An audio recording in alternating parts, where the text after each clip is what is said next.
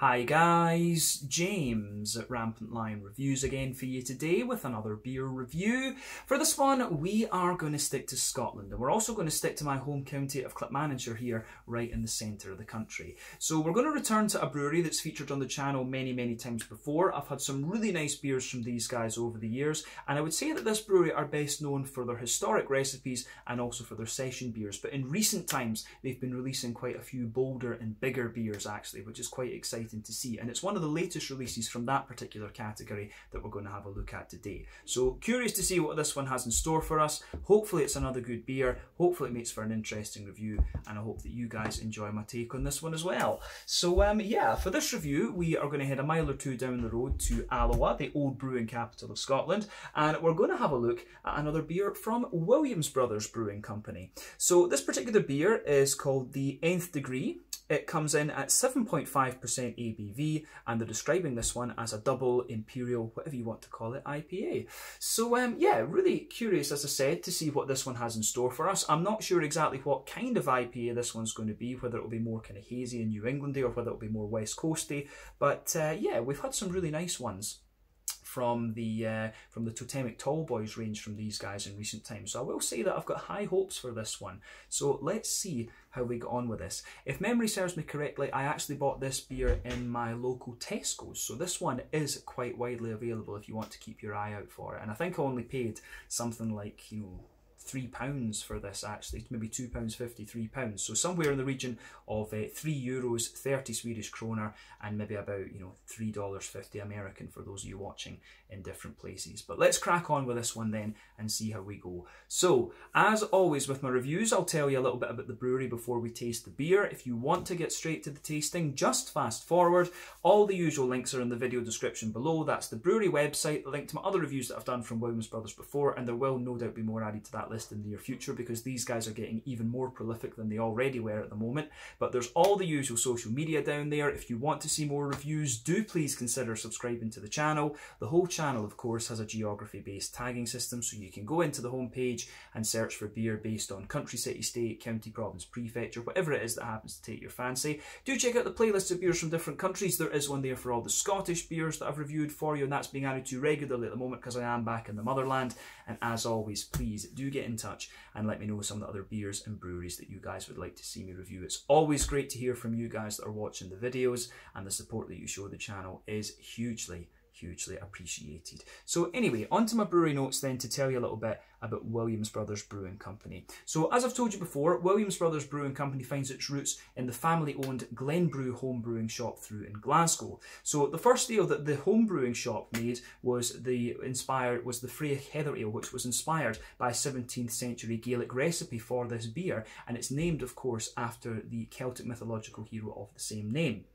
But in 1988, a woman of Gaelic descent came into the brew shop with a translation of this ancient recipe into English, and she wanted to create a batch of this beer to share with her family, and she agreed with Bruce Williams that she would share the recipe with him in order to get some help with actually brewing the beer. And it's been very successful, of course, and there's basically a kind of informal agreement between this family and Williams Brothers that they get as much of this beer as they want, from what I understand. But the very first batch of this was only 5 barrels, and it was produced in the Tainoak railway station near Oban out on the Scottish west coast, and the following year word of mouth meant that the demand for this beer had increased dramatically, and this was where things started to get going. So in 1989, Scott Williams joined his brother Bruce, and they began to develop other historic recipes such as the Groatsit Gooseberry Wheat Ale, if I can say that properly, the Kelpie, which is a seaweed ale, the Abelum Elderberry Black Ale, and also the Alba Scots Pine Ale. I do need to review the rest of those because it's only the Alba that I've done so far.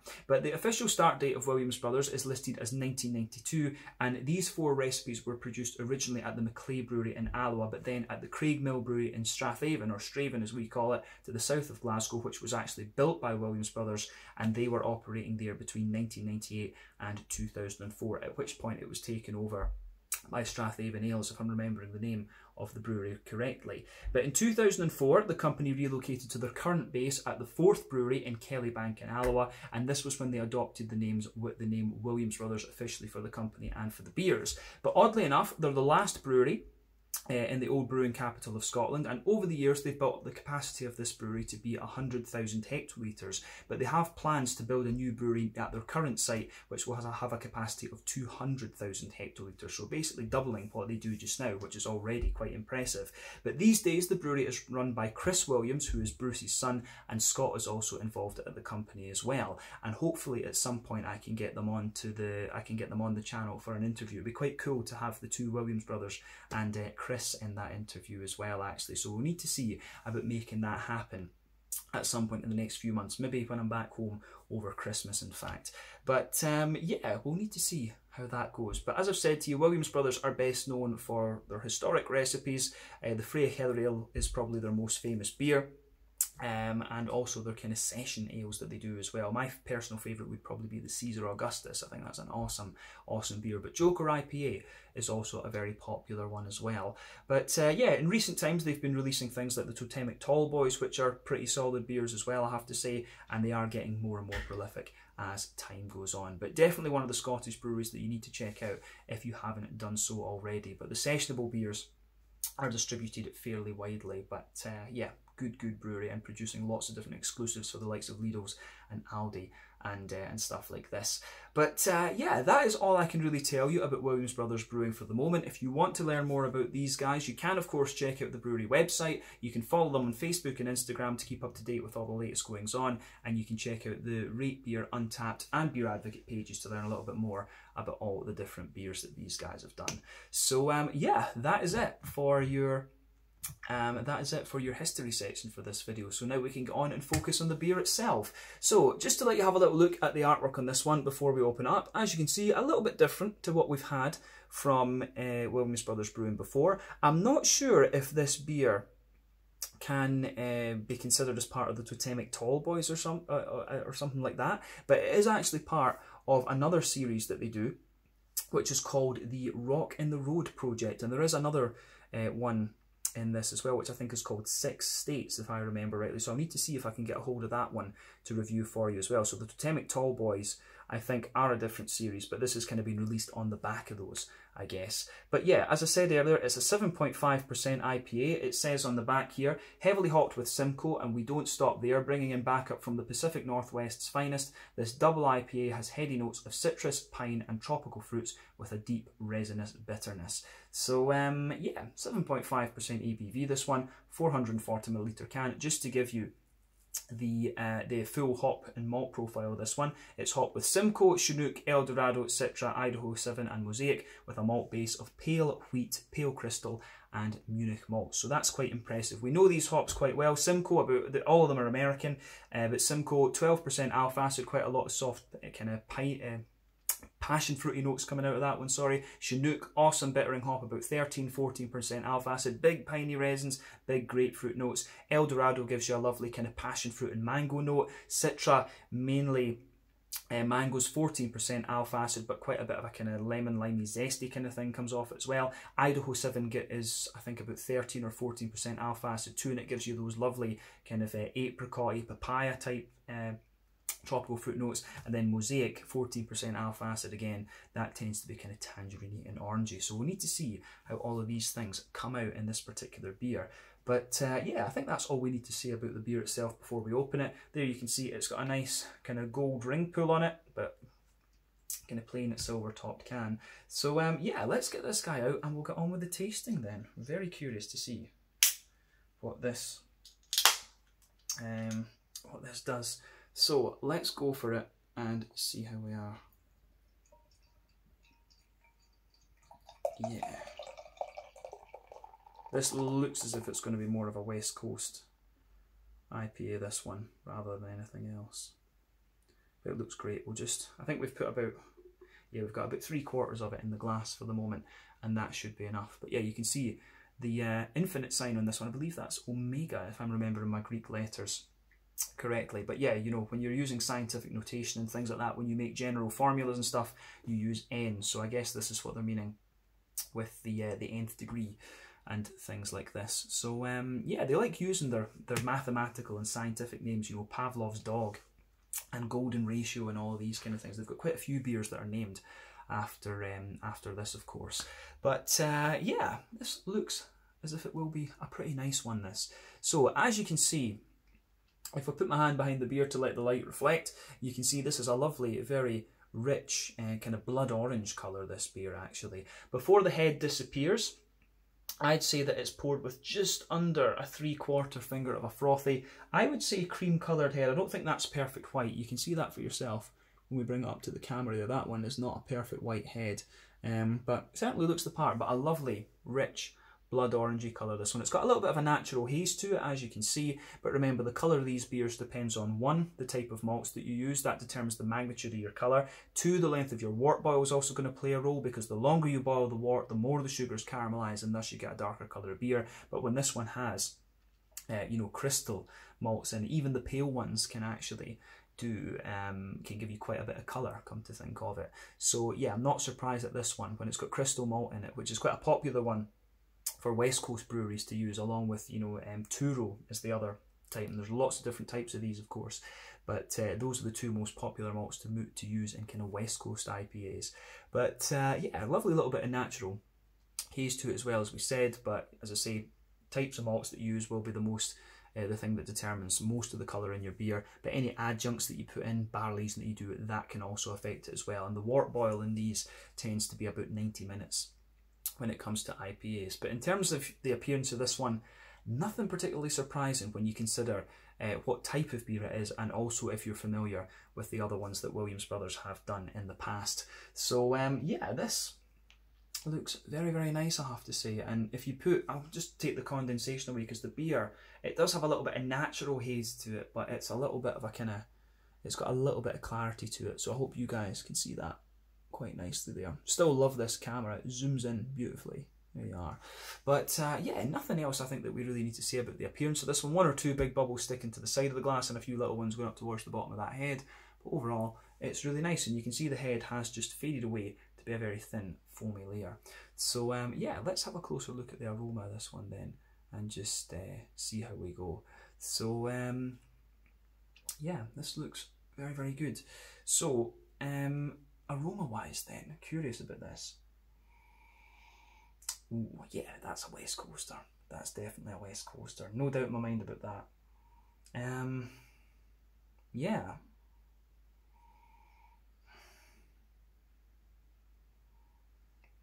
So for me, this this one, the first impression that I have of this is that this is a proper old school West Coast IPA in my mind. I mean, it's 7.5%. It's not the strongest of ones that you're going to come across, but this gives me everything that I would want from the style. I reviewed one recently, a West Coast IPA from Polly's Brewing Company down in Wales, and I was a bit disappointed with it because it lacked the kind of dankness and bitterness and things that you would expect of the style. It was you know, New England level IBUs, but I don't think this one is going to be like that. Williams Brothers do like a little bit of bitterness, so I've got high hopes for this one. I'll say that straight away. But yeah, this is a proper old school West Coast IPA. And the other thing I should point out when I say that is that it's not unheard of for West Coast breweries to use a little bit of wheat in these West Coast IPAs. Actually, I think Ballast Point were one that always used to do that actually. So the Sculpin and things had a bit of wheat in it, if I remember rightly. But yeah, this one, lovely big dank kind of green component to it, smooth malty backbone, and you've also got some big oily fruits in there. Now when it comes to the West Coast IPA, in my mind there's 2 directions that you can take this style. You can go towards the more kind of bready, biscuity end of the spectrum, which a lot of European breweries do actually, and that's kind of akin to the Pliny the Elder from Russian River, or you can go to the more oily, caramelly end of the spectrum, such as the Sierra Nevada Torpedo. And those were the ones that I always really used to enjoy, but I have grown to appreciate the bready and biscuity ones. But I think this one, I'm curious to see what this one has, because it has a few elements of both in the aroma. But let's break that aroma down for you a wee bit more properly. So the backbone of this one, absolutely, you get that lovely kind of bread crusty backbone in there. You get that big, smooth, white bready character out of it, and you can smell the wheat sort of kind of thickening that up a bit, and there is a little touch of a kind of wheaty bitiness at the back of the nose, but on top of that you can certainly get a nice little bit of brown sugar. So for me there is a straight up a bit of straight up caramel in this one, but you also get some of those more like Vitty's digestive biscuity kind of notes, and I think those are likely to come from the crystal malt that's in this. Crystal, I always remember, gave you a little bit of a kind of biscuity note in there. So for me, good little bit of boozy caramel, McVitie's digestive biscuit, a lot of white bread and a bit of bread crust. In this one you can smell a bit of bitiness from the wheat at the back of the nose too. So yeah, aroma wise this beer is pretty damn solid, I have to say. Yeah, so on top of the, you know, on top of all of that, you've got the hoppy character in this beer as well. So the green component for me is quite nice. You do get a little bit of earthiness out of this one, which I would say is most likely to come from the Chinook and the Mosaic in this. And I suspect that the Chinook has been used as the bittering hop in this one. Remember, when it comes to West Coast IPAs, you've got quite a lot of early edition hops, and early edition hops are the ones that give you the dankness and bitterness quite often. Last half hour hops, or late edition hops as they're usually known, those give you a little bit of bitterness, but mainly flavour and aroma. Then dry hops give you flavour, I think basically flavour and aroma exclusively. And those are, you know, the late edition hopping and dry hopping is what's used most often in New England IPAs, but the West Coast IPAs have that plus the early edition hops. And you can smell that with this one, there's quite a bit of that in this. So for me, definitely a little bit of pine resin under this, but not overly pungent. Nice bit of spicy floral aromaticity though. And on the grassy side of things, I think it's actually quite smooth. The grassy side of this beer is actually quite smooth and like a wet, fresh cut grass, which is kind of interesting. But on the fruity component of the beer, the fruity side of the beer for me is very oily. And you can smell a whole host of things going on in this. There's quite a few bits and bobs with this. So you can certainly smell a wee tiny bit of grapefruit. For me though, there's a good little bit of passion fruit in this one. You can smell that slightly oily passion fruit coming out of it. Some nice juicy but still quite oily mango, and you know, the mangoes and the passion fruit and things, that's going to come from the Simcoe. So Simcoe of course is the main hop in this one, so you can smell that right away. Big passion fruity note in there, good little bit of mango from the Citra, and I think the El Dorado is kind of giving you a little bit of that as well. But you can smell a few lighter tropical notes, there's a wee teeny little bit of apricot and stuff like that in this one, and that's most likely to be Citra and the Idaho 7 that gives you that. But for me, I think there is quite a little bit of, I get quite a bit of an orangey character out of this one, and that's most likely to be the Mosaic. So it kind of, I'm surprised at how much this beer leans to the orangey side of things. It's not dominant, but it's definitely there. I'm surprised how much of the orangey character of the Mosaic shows up in this one when you consider that Simcoe, just going by what they say on the little blurb, is supposed to be the dominant hop in this. So it does have quite a little bit of an orangey tangerine sort of thing. But yeah, big passion fruity notes for me, a little bit of oily mango and apricot underneath, but a fairly prominent tangerine orange as well. So yeah, I think this is going to be a proper old school West Coast IPA, this one. But as I always say, take a little bit of time to ponder over the aroma of these beers before you get stuck into them. But I have to say, I think we're going to have a nice experience with this one, but we usually do when it comes to Williams Brothers. But remember, I might be a bit biased with these beers because I've grown up, if you like, drinking some of their stuff, so I do enjoy what Williams Brothers do, and it's exciting to see them do these more bold American type beers, I guess we could say. So yeah, let's see how it goes with this one. So yeah, this one is the Nth Degree, an Imperial Double, whatever you want to call it, IPA, 7.5% from Williams Brothers Brewing Company, one of my local breweries here in Clackmannanshire in Scotland. Let's get stuck in. Slàinte, skål, and cheers.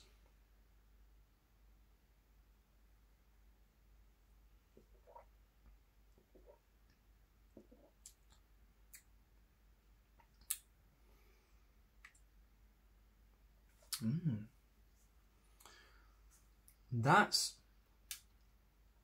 pretty well done, I have to say. I like this. And one thing I'm going to say about it, when I took that first sip, I thought it was going to be another one where these, where it was, you know, like a modern take on the West Coast IPA, and it is to an extent where it's got the lower bitterness, but the bitterness starts to come out a wee bit later on. It's actually got a good little bit of kind of bitter bite to it, which is cool.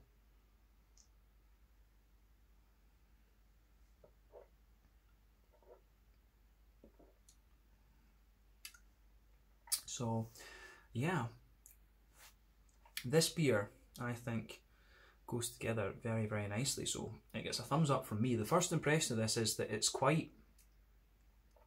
It does have a little bit of... It has a slight element of kind of English IPA to the malt base. But Williams Brothers have very distinctive malt bases, and you kind of... They've always got this little bit of a kind of bready, biscuity thing. It reminds... A lot of their malt bases often have a wee bit of Maris Otter in them, so you get a bit of that kind of biscuity, oily sweetness out of them. And this beer, it's not quite as obvious as some of the other ones, but you do still get a little bit. You can still kind of say, well, that's a Williams Brothers beer. If you're familiar with their stuff, you'll know what I mean. It's just, there's something familiar about the malt bases that these guys do. But the malt base in this one is, it has a good balance between the bready and oily side of things. The green component is nice and prominent enough for a West Coast IPA, and it's also got that nice oily fruity character. So it's pretty solid, this one, actually. Not the most bitter one, but the green component in this one is prominent enough that it gives you that old school experience. I'm a bit of a traditionalist with the West Coast IPAs. I want these to have a bit of bitterness rather than being, you know, New England level bitterness. But yeah, this one is pretty solid. It could do with a wee bit more bitterness maybe, but it's all right. It is good in that sense. So let's break it down a wee bit more for you then.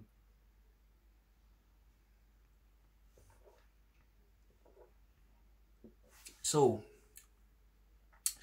on the malty side of things then, we'll start off as we always do. Backbone of the beer gives you this really nice kind of bread crusty element, so you can feel that sitting there, a nice kind of soft, you know, hedgehog roll, white bready bread crust there. You get that right across the middle and back thirds of your tongue. On top of that you get a nice smooth and slightly fluffy white bread, and you can feel the wheat just sitting on top of that and just kind of thickening the bready base out, actually. And I would say this beer, in terms of the West Coast IPAs, it's actually quite in the middle of the spectrum. It gives you a little bit of the bready side of things, but it also gives you a bit of the kind of sweet caramelly side. But I think the bready side of the beer dominates a little bit, and because of the types of grains and stuff you get in this, it's not... There's a wee bit of an English character in there, which I would say is the bread crusty side of things. And the greenness that you get going further into the flavour of this beer gives you a wee bit of an English IPA type vibe, but the bready side of it is pretty American in that sense, if that does at all make sense. So this one is a bit of a more step towards the American style of brewing from Williams Brothers, which is interesting because I think quite often they've sort of straddled the line. They've kept the kind of traditional malt base and then played around with the New World hops, if you like, which is an interesting thing to do. So yeah, this is good. I mean, in terms of, if we're talking what Williams Brothers have done before, this is more like a Totemic Tallboy beer than it is their kind of half-litre bottled ones that they do. But yeah, it's a thumbs up from me. I like that, and I wouldn't hesitate to drink that again. The one thing I would say is that they're still a bit conservative on their ABVs. I mean, to make this a double IPA, I would have said to them to go to 8% with this, because 7.5 is very much the border region. That could just be a very... You could argue that that is a very strong single IPA. So that's one thing I would say to them, is if they're going to do a double IPA, take up to 8 or 8.5 when they do them, just so that it kind of can match the other things that are out there on the Scottish market, if you like, you know, overtone and stuff like that. But yeah, it's a good beer, this. But let's look at the brown sugary side of things. We'll focus on that middle third of the palate now. So, as we said, bread crust, the kind of barley malt layer of the beer, the kind of soft white bread. You do get a little bit of brown bread out of this one. A sweet wholemeal bread comes out a little bit later on. Then you've got that thicker wheaty layer there. But in the dead centre of your palate, you get that nice kind of oily circle where you get that sweet caramelly side of the beer. And then as you move further out towards the edge of the palate, you get a little bit of a kind of McVitie's digestive biscuity sort of thing, which I think is really nice. So yeah, this goes about its business very nicely for sure.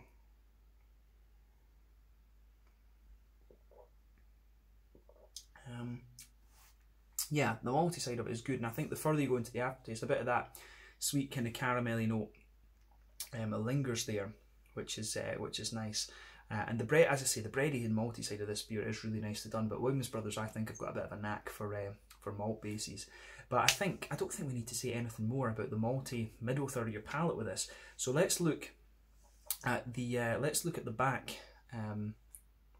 The back third of your tongue. So border region between middle third and back third of your palate. Again, you get a little bit of a bready build up in there. You can feel that kind of bread crusty note. Then into the back third of your palate, you can feel again these layers that we've had before. The bread crust, the white bread, you do get a little bit more graininess out of it, and it feels a little bit more brown bready on that back third of your palate. Then you can feel the wheat is a bit kind of thicker, and you also get a nice little bit of wheaty bitiness in there. And then on top of all of that, you're getting the yeasty component of the beer. And the yeasty note for me, it has a little bit of a kind of farmhousey character to it, which I quite like. So you do get a wee bit of that kind of thicker farmhousey sort of thing coming out of this one, for sure. And you can feel on the back third of your palate that the back layer, the back third of your palate, sorry, the flavour is taller, but as you come further forward, it condenses down a wee bit. Then as you go into the middle third of your tongue, these flavours just squash together a wee bit more. So I like that about this beer for sure. So it gets a thumbs up from me in that regard. I think it's got some really nice characteristics to the malt base, but this is where Williams Brothers shine. Let's move on to the hoppy side of the beer then. So back corners of the palate, you've got a nice little bit of earthiness there. I think this probably comes from the Chinook and the Mosaic in this one. But as you move further forward, there's a little bit of herbal character, but as you push further forward towards the front kind of corners of the tongue, I would say you've got a little bit more of a kind of floral aromatic quality to this one. I don't get too much pine resin out of this.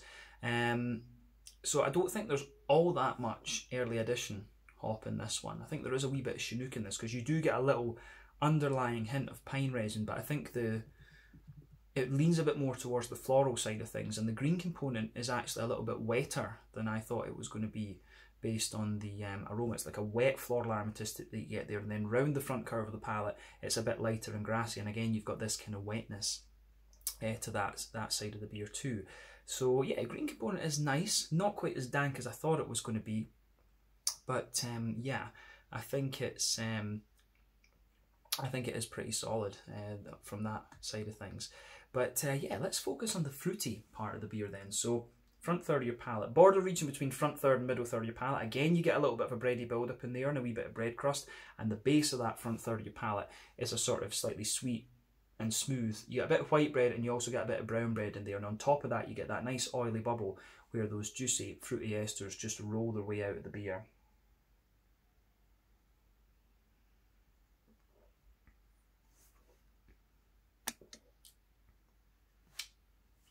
So on top of all of that,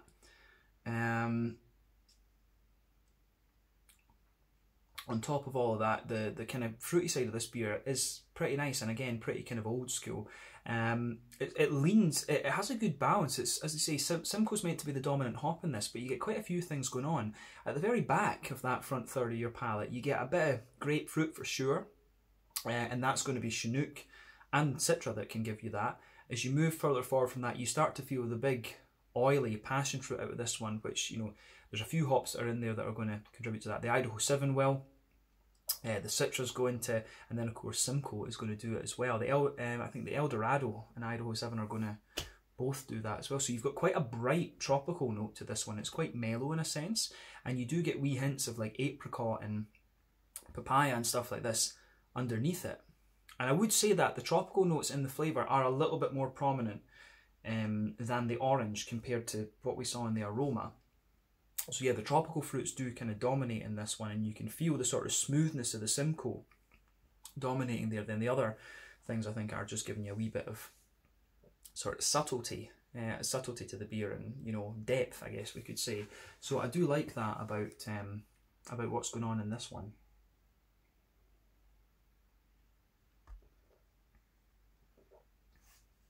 So on the front half of that front third of your palate, then I think you do get a nice little bit of tangerine orange from the Mosaic for sure, and I think that does take a back seat to the kind of sweetness and oiliness of the tropical fruits. But as you move towards the very front tip of your palate, I think you get a little bit of a slightly lemony note that mixes in with the kind of grassy esters, and I think that's most likely to come from Citra in this case.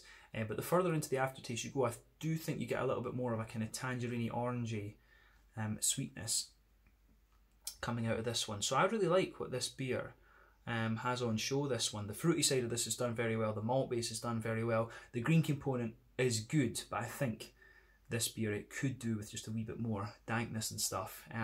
It's got a little bit of bitterness to it, but it could do with a wee bit more. And I think on this note, we should round off the review with the mouthfeel. So for me, this is a very kind of, I'd say it's top end to mid-bodied, this one. So the mouthfeel of it is pretty solid.